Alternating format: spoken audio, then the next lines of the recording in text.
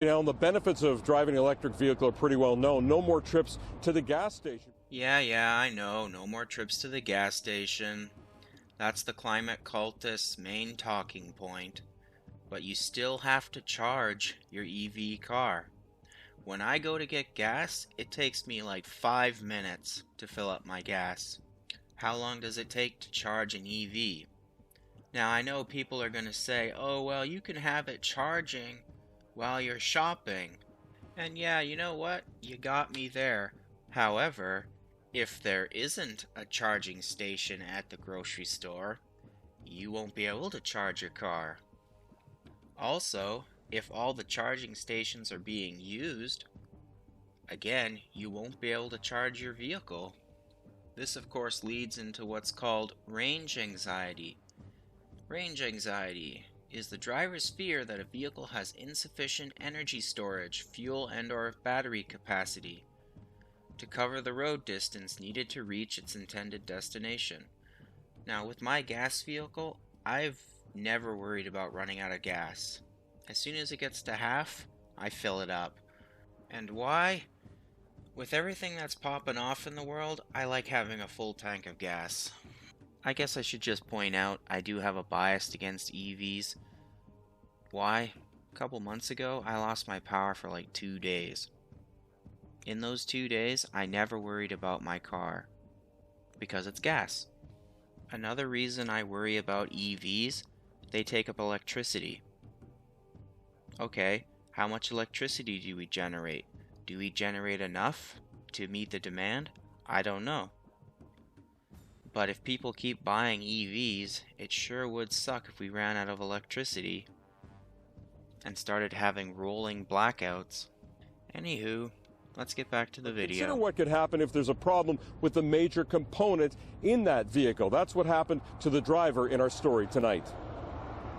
I felt like I got kicked in the privates. Simrat Such is still feeling the pain over what recently happened with his electric vehicle. I was an electric fan, and I want to get another electric vehicle, but from Hyundai, this has really put a bad taste in my mouth towards. He was the second owner, but the car still had lots of warranty left on the electrical system and battery at the time. And since Such had previously owned a different electric vehicle, he was a believer. Didn't have any issues with my first vehicle, so thought it would be the right avenue to try a second vehicle. He had no issues with the car until this happened. I had an EV light come on. I had taken it to the shop. They couldn't find anything wrong. But there was indeed a problem. 2 weeks after that, the vehicle stopped charging. The dealership in Hamilton said he needed the battery replaced. The quote stunned him. I was provided a quote at $50,000. Why are you surprised? I've known ever since EVs came out that the most expensive part of the car is the battery. Climate cultists, on the other hand, they tout how, oh, EV cars have so few moving parts, less to fix. Yeah, but the major part, the battery, costs like, I remember hearing they were like $20,000, so I guess it's anywhere from $20,000 to $50,000.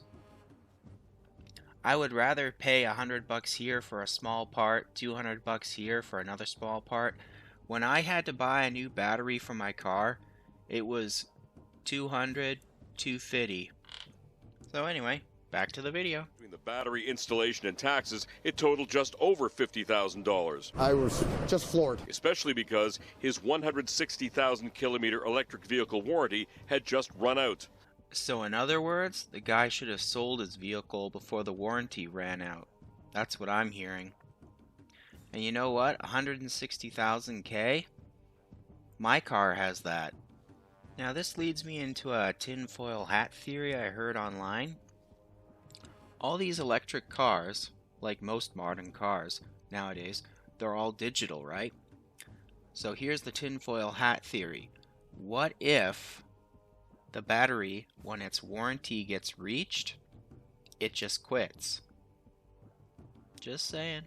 I know that's a bit of a tinfoil hat theory, but I thought it was interesting. The dealer at Hyundai told Such there was nothing they could do. I still had to pay $500 for them to tell me the car's no good. Stories like this one are the kind to scare off buyers concerned about the high cost of electric vehicle repairs.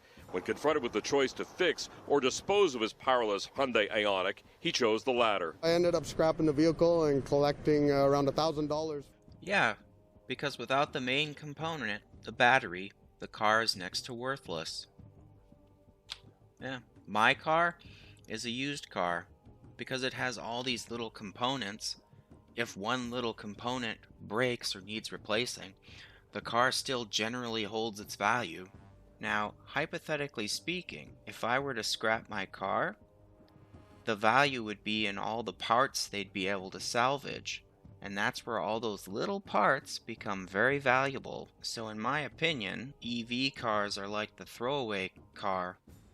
You drive it until the battery's about to expire, then you throw it away. Get a new one, etc. Rinse and repeat. That's why that guy scrapped the car, because he didn't want to drop $50,000 to get a new battery. That's the pinnacle of a throwaway society. Apologies to Mr. Such for these lapses, adding it wanted to resolve this situation by paying fair market value for his vehicle, either in cash or towards a new Hyundai, as part of our commitment to our customers. Hyundai's decision could put $25,000 or $30,000 in Such's pocket toward a new vehicle, replacing a car he scrapped.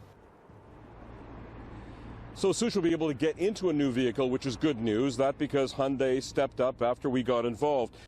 Yeah, I could see that. Because the PR backlash would be pretty bad. But if you're considering an electric vehicle, this is something to take quite seriously. The idea that a component like the battery could fail. Could fail? No, it will fail. That battery's warranty was up. So yeah, it failed. So anyway, I know this video from Global News is like 2 weeks old, but when I saw it, I just shook my head in disbelief. How could you be surprised how much the battery would cost? Anyway, take care out there in Clown World.